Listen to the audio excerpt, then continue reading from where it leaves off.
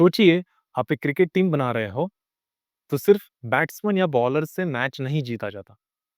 उसके लिए सही स्ट्रैटेजी भी ज़रूरी होती है। फेसबुक एड्स इसी लॉजिक पर काम करते हैं। Hello everyone, my name is Akshay from academy of digital marketing और इस वीडियो में हम बात करेंगे फेसबुक एड सेट स्ट्रक्चरिंग के बारे में। कैसे आप अपनी फेसबुक एड सेट्स को सही से स्ट्रक्चराइज़ कर सकते हो और अपने फेसबुक एड्स कैंपेन को इफेक्टिवली आप रन कर सकते हो। Now let's go toward the laptop screen.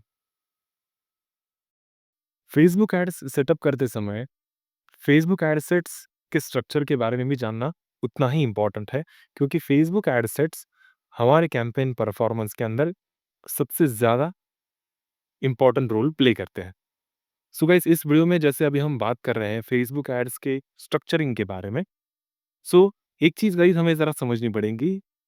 अगर हमारे कैंपेन के अंदर एक एड सेट है और उस एक एड सेट के अंदर अगर एक एड है और अगर आप ये स्ट्रक्चर लेकर कैंपेन परफॉर्म करने की कोशिश कर रहे हो, उससे इफ़ेक्टिव रिज़ल्ट्स अगर आप जनरेट करने की कोशिश कर रहे हो, रॉबस्ट डेटा अगर आपको चाहिए, सो ये चीज़ें एक एड सेट और एक एड्स के साथ पॉसिबल नहीं है।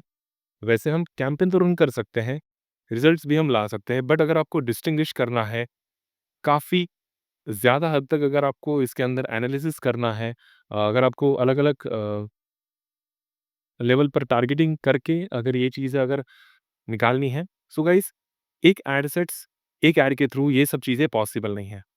इस टाइम पर हमें मल्टीपल एड सेट्स और मल्टीपल एड्स के थ्रू ये डेटा हमें निकालना पड़ेगा, तब जाके हम एक इफ़ेक्टिव कैंपेन रन कर सकते हैं। हमें समझ में आ सकता है कि हमारा कैंपेन किस प्रकार से परफ़ॉर्म कर रहा है, कौन-सी ऐसी ऑडियंस है, कौन से ऐसे लोकेशंस हैं, कौन-सी ऐसी प्लेसमेंट है, जहाँ से हमें इफ़ेक्टिव रिज़ल्ट्स मिल रहे हैं। सो इस चीज़ को समझने के लिए गाइज़ हम एक एग्ज़ाम्पल के थ्रू समझने की कोशिश करते हैं। जैसे फॉर एग्ज़ाम्पल, अगर मेरा एक रेस्टोरेंट है,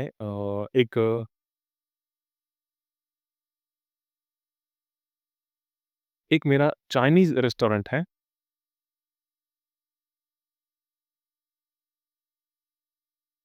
और इस चाइनीज़ रेस्टोरेंट के लिए मुझे एक एड सेट करनी है या फिर एड मुझे रन करनी है और मुझे समझना है कि इस चाइनीज़ रेस्टोरेंट की एक्चुअल ऑडियंस कौन-सी है। अ, कौन-सी ऑडियंस को अगर मैं एड दिखाऊँगा तो मुझे ज़्यादा फुटफॉल मिलेगा वगैरह-वगैरह। सो फॉर दैट रीज़न मैं क्या कर रहा हूँ, यहाँ पर अलग-अलग एड सेट्स के थ्रू अलग-अलग ऑडियंस को मैं टारगेट करने की कोशिश कर रहा हूँ। जैसे अगर मेरी सिटी है मेरी पुणे, पुणे सिटी के ऑडियंस को मुझे टारगेट करना है। सो फर्स्ट ऑफ ऑल अगर मैं यहाँ पर एज रेंज ले लूँगा, एज रेंज रहेगी 18 टू 22। ये एक एज रेंज है जिनको फ़ास्ट फूड काफ़ी ज़्यादा हद तक पसंद है। दूसरा अगर मैं एज रेंज ले लूँगा जो कि है 23 टू 30। तीसरा मैं एक एज रेंज ले लूँगा 31 टू 40 एंड चौथा मैं एक एज रेंज ले लूँगा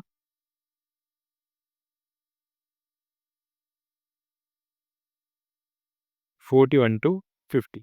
सो मेरे पास ये 4 एज रेंजेस अब आ गई हैं और मुझे फाइंड आउट करना है कि इनमें से मेरी एक्चुअल ऑडियंस कौन-सी है जो मेरी एड देखकर उसके साथ एंगेज कर रही है, मेरे रेस्टोरेंट के अंदर आके खाना वगैरह कुछ खा रही है। सो ये जो एज रेंज है, इन्हें मैं जो एड दिखाऊँगा गाइज़ यहाँ पर, सो ये रहेगी कॉलेज गोइंग जो स्टूडेंट्स हैं, जो दोस्त वगैरह हैं, वो आ रहे हैं मेरे चाइनीज़ रेस्टोरेंट के अंदर और ये खाना खा रहे हैं। ये जो 23 टू 30 वाली ये जो लोग हैं, ये कॉर्पोरेट एम्प्लॉइज़ हैं या फिर वर्किंग प्रोफेशनल्स मैं इसे बोल सकता हूँ। सो इनको जो मैं क्रिएटिव दिखाऊँगा वो थोड़ा कॉर्पोरेट टाइप का दिखा सकता हूँ और ऐसे दिखा सकता हूँ कि ऑफ़िस के दोस्त लोग जो हैं वो मेरे रेस्टोरेंट के अंदर खाना खा रहे हैं। So guys this just for the sake of example. 31 to 40 जो है, अ, एक छोटी फैमिली है,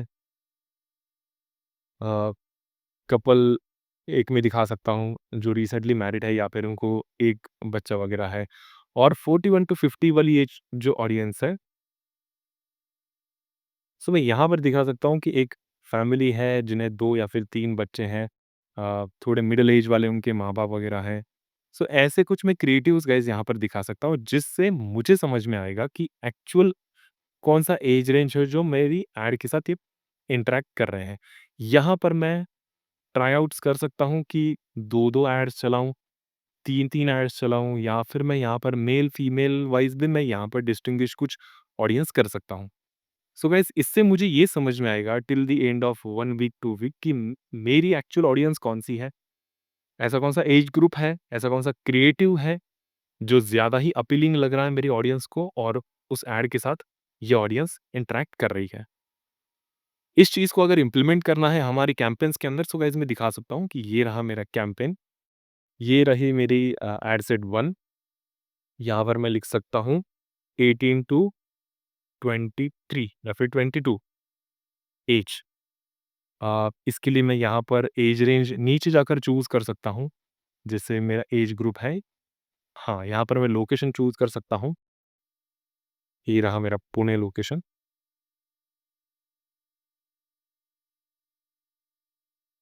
लोकेशन चूज़ कर लिया है, यहाँ पर हम switch to original audience option के अंदर जाके एज ग्रुप हम यहाँ पर चूज़ कर सकते हैं, जैसे मेरा एज ग्रुप था 18 टू 22।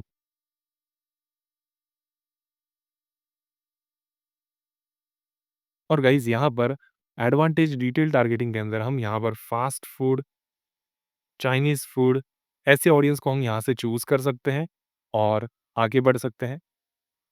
नेक्स्ट, यहाँ पर हम एक ऐड बना सकते हैं, जैसे क्रिएटिव अगर हम बनाना चाहते हैं, यहाँ से मैं क्रिएटिव ऐड कर सकता हूँ इमेज वाला, और जो कॉलेज गोइंग स्टूडेंट्स हैं, उनको मैं यहाँ पर दिखा सकता हूँ।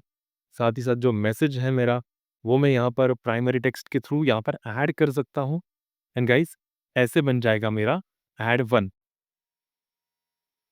So this is all about एक ऐड सेट और उसके अंदर की ऐड।